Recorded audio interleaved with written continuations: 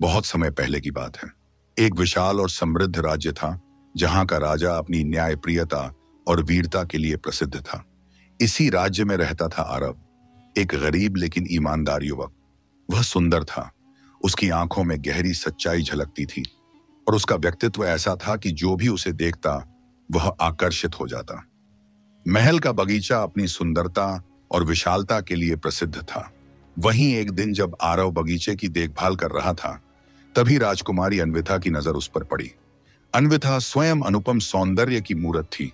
छरहरा बदन, बड़ी बड़ी गहरी आंखें, घने काले बाल और ऐसा आकर्षण जो किसी को भी मदहोश कर सकता था। जैसे जैसे समय बीता, राजकुमारी बहाने से बगीचे में ज्यादा आने लगी।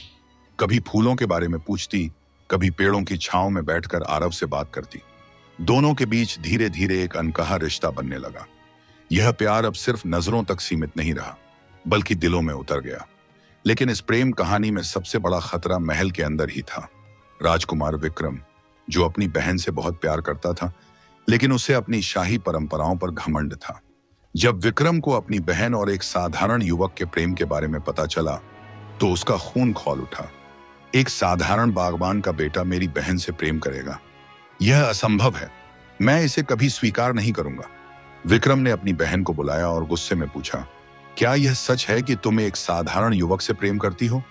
अन्विथा ने साहसपूर्वक उत्तर दिया, हाँ भैया, आरव मुझसे सच्चा प्रेम करता है और मैं भी उसे दिल से चाहती हूँ। विक्रम की आंखों में क्रोध की ज्वाला और तेज हो गई।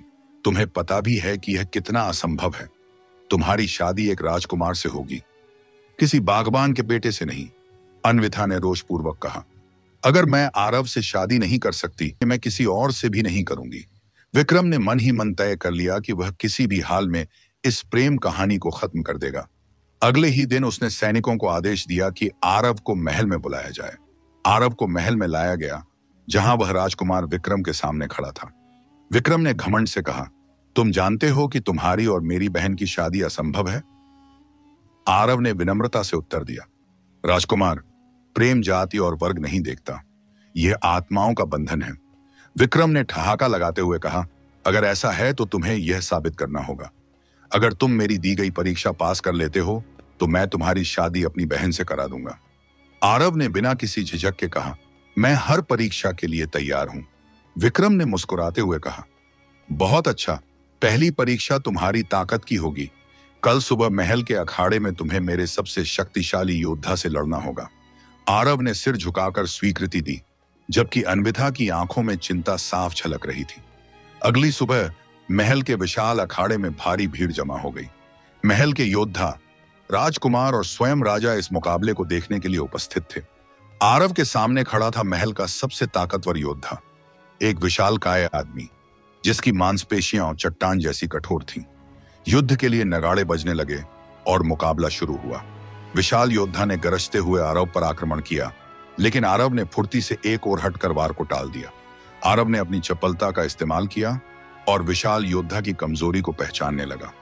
कुछ ही पलों में आरव ने एक सटीक वार से योद्धा को संतुलन खोने पर मजबूर कर दिया। राजकुमार विक्रम ने देखा कि आरव सिर्फ ताकत से नहीं बल्कि बुद्धिमानी से भी लड़ रहा था। आखिरकार आरव ने एक अंतिम वार किया और विशाल योद्धा जमीन पर गिर पड़ा। पूरा अखाड़ा जय जयकार से गूंज उठा। अन्विथा की आंखों में खुशी के आंसू आ गए, लेकिन विक्रम का चेहरा कठोर और गंभीर था। विक्रम ने कहा, पहली परीक्षा पार कर ली, लेकिन असली परीक्षा अभी बाकी है।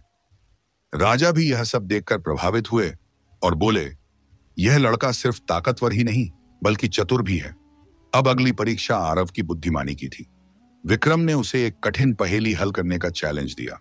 विक्रम ने पहेली सामने रखते हुए कहा, यदि तुम सच में अन्विथा के योग्य हो तो इस पहेली को हल करो।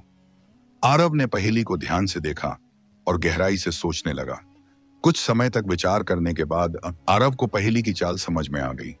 उसने धीरे धीरे पहेली के टुकड़ों को सही क्रम में घुमाया और अचानक पहेली खुल गई। राजा ने ताली बजाते हुए कहा, वाह, यह युवक सच में बहुत बुद्धिमान है। अन्विथा ने राहत की सांस ली, लेकिन विक्रम अब और भी गुस्से में था। विक्रम ने गहरी सांस लेते हुए कहा, अभी एक आखिरी परीक्षा बाकी है। इस अंतिम परीक्षा में आरव को अपनी निष्ठा और साहस साबित करना था। विक्रम ने आदेश दिया कि आरव को जंगल में भेजा जाए, जहां उसे एक खतरनाक शेर से भिड़ना होगा। अगली सुबह आरव को महल के सैनिक जंगल में ले गए, जहां एक विशाल शेर उसका इंतजार कर रहा था। शेर ने गरजते हुए आरव पर छलांग लगाई, लेकिन आरव तेजी से एक ओर कूद गया। आरव ने अपने चारों ओर देखा और अपनी रणनीति बनाने लगा। उसने एक लंबी डाली उठाई और खुद को बचाने के लिए तैयार हो गया। शेर ने फिर से हमला किया, लेकिन इस बार आरव तैयार था। आरव ने अपनी पूरी ताकत से डाली को शेर की ओर फेंका, जिससे शेर अचानक रुक गया। शेर ने आरव की बहादुरी को समझ लिया और बिना हमला किए वापस चला गया। सैनिकों ने देखा कि आरव ने अपनी बुद्धिमत्ता और धैर्य से शेर को हराया, बिना हिंसा किए। जब आरव महल लौटा तो राजा ने खड़े होकर उसकी वीरता की प्रशंसा की। अन्विथा की आंखों में खुशी के आंसू थे, लेकिन विक्रम की मुट्ठियां गुस्से से भींच गईं। राजा ने घोषणा की, आरव ने सभी परीक्षाएं पास कर ली हैं। वह अन्विथा के योग्य है। पूरी सभा तालियों से गूंज उठी, लेकिन विक्रम इस फैसले को स्वीकार नहीं कर सका। विक्रम गुस्से में महल से बाहर निकल गया और उसने कसम खाई कि वह बदला लेगा। आरव और अन्विथा एक दूसरे की ओर देखकर मुस्कुराए। उन्हें यकीन था कि उनका प्यार सच्चा था। राजा ने उनकी शादी की घोषणा की और पूरे राज्य में जश्न मनाया गया। लेकिन दूर कहीं अंधेरे में विक्रम अपने बदले की योजना बना रहा था। विक्रम ने गुप्त रूप से तामस नाम के एक रहस्यमयी योद्धा को बुलाया। तामस एक खतरनाक योद्धा था जो अंधेरे जादू का भी जानकार था। विक्रम ने तामस से कहा, आरव को खत्म कर दो, लेकिन ऐसे कि किसी को शक न हो। तामस मुस्कुराया और कहा, आरव अब नहीं बचेगा राजकुमार। अगले ही दिन आरव और अन्विथा महल के बगीचे में टहल रहे थे। तभी तामस छाया में छुपा हुआ उनकी हर गतिविधि पर नजर रख रहा था। जैसे ही आरव अकेला हुआ, तामस ने अचानक हमला कर दिया। आरव ने तेजी से तलवार खींची और तामस के वार को रोक दिया। तामस ने अंधेरे जादू का प्रयोग किया, जिससे चारों ओर धुआं फैल गया। धुएं में आरव को तामस के कई प्रतिबिंब दिखने लगे, जिससे उसे असली तामस को पहचानना मुश्किल हो गया। लेकिन आरव ने अपनी आंखें बंद कर ली और सिर्फ अपनी सुनने की शक्ति पर ध्यान केंद्रित किया। अगले ही पल आरव ने सही समय पर वार किया और तामस के असली शरीर पर हमला कर दिया। तामस जमीन पर गिर पड़ा, लेकिन उसकी आंखों में हार का कोई डर नहीं था। अचानक तामस ने जमीन पर अजीब सा चिन्ह खींचा और कुछ मंत्र पढ़ने लगा। जमीन अचानक फट गई और वहां से एक भयानक राक्षस प्रकट हुआ। यह तामस की आखिरी चाल थी, एक प्राचीन दानव जिसे कोई हरा नहीं सकता था। दानव ने जमीन पर पैर रखा और पूरी धरती हिलने लगी। आरव ने तलवार उठाई और पूरी ताकत से दानव पर वार किया, लेकिन तलवार उसके मोटे चमड़े को भेद नहीं पाई। तभी तामस जोर से हंसा, बेवकूफ, इसे हराने के लिए इंसानी ताकत काफी नहीं। आरव समझ गया कि उसे कुछ अलग करना होगा, वरना वह मर जाएगा। अचानक आरव को अपने दिवंगत गुरु की बातें याद आईं। सच्ची शक्ति तलवार में नहीं, आत्मा में होती है। आंखें बंद की और अपनी आत्मा की शक्ति को जागृत करने की कोशिश की। तभी आरव की तलवार अचानक सुनहरी रोशनी से जगमगाने लगी। तामस का चेहरा डर से सफेद पड़ गया।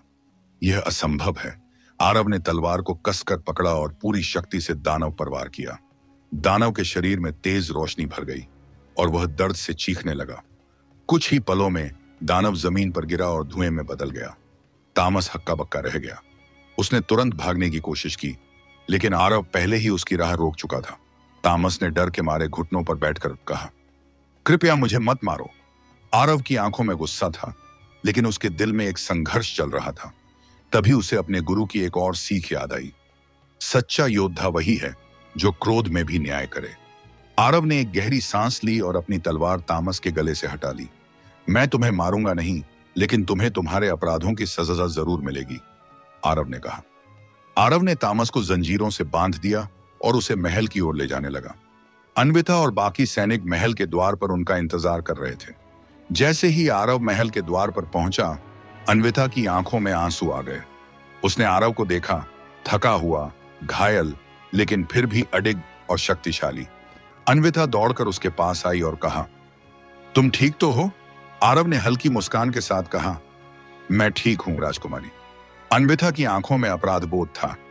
मैंने तुम्हें गलत समझा था आरव, आरव ने हल्के स्वर में कहा। महत्वपूर्ण यह नहीं कि तुमने मुझे गलत समझा, बल्कि यह कि अब तुम सच्चाई जान गई हो।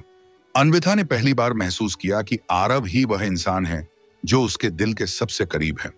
लेकिन तभी महल के अंदर से गुस्से से भरी एक कड़कती हुई आवाज आई, अन्विता। विक्रम गुस्से से महल की सीढ़ियों से नीचे उतरा और अन्विता के सामने आकर खड़ा हो गया।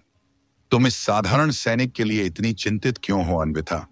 विक्रम ने ताने भरे स्वर में कहा। अन्विता ने दृढ़ता से जवाब दिया, क्योंकि आरव साधारण नहीं है। उसने हमारी रक्षा की है और मैं उसे सम्मान देती हूं। विक्रम ने एक कुटिल मुस्कान के साथ कहा, क्या तुम उसे सिर्फ सम्मान देती हो या तुम्हारा दिल भी उसके लिए धड़कता है? अन्विता एक पल के लिए चुप रही, लेकिन फिर उसने आरव की तरफ देखा। उसकी आंखों में सब कुछ साफ था। आरव ने कुछ कहने के लिए मुंह खोला, लेकिन तभी महल के द्वार जोर से खुल गए। बाहर खड़ा था राजा वीरेंद्र, जिन्होंने यह पूरी बहस सुन ली थी। यह निर्णय अब मैं लूंगा, राजा वीरेंद्र ने भारी आवाज में कहा। अन्विता ने एक गहरी सांस ली। क्या अब उसे अपने प्यार का इजहार करना चाहिए? राजा वीरेंद्र ने अपनी गहरी गंभीर आवाज में कहा। अन्विता, मैं तुमसे उत्तर चाहता हूं। अन्विता के दिल की धड़कन तेज हो गई। उसके सामने दो रास्ते थे। उसने धीरे धीरे सिर उठाया और आरव की ओर देखा। उसकी आंखों में सच्चा प्रेम था। अन्विता ने हिम्मत जुटाकर कहा, हाँ, मुझे आरव से प्रेम है। महल के दरबार में सन्नाटा छा गया। कोई भी यह उम्मीद नहीं कर रहा था। राजा वीरेंद्र की आंखें थोड़ी चौड़ी हो गईं, लेकिन उनके चेहरे पर कोई क्रोध नहीं था। राजा वीरेंद्र मुस्कुराए। तुम्हारी परीक्षा समाप्त हुई आरव, तुम योग्य हो। विक्रम ने क्रोध में महल छोड़ दिया, लेकिन उसने बदला लेने की कसम खाई। राजा ने अन्विता और आरव के विवाह की घोषणा कर दी। कुछ ही दिनों में महल में भव्य विवाह समारोह हुआ। अन्विता और आरव एक दूसरे के हो गए। जब आरव ने अन्विता का हाथ थामा तो उसने कानों में धीरे से कहा, अब कोई हमें अलग नहीं कर सकता। और इस तरह सच्चा प्रेम हर बाधा को पार कर गया।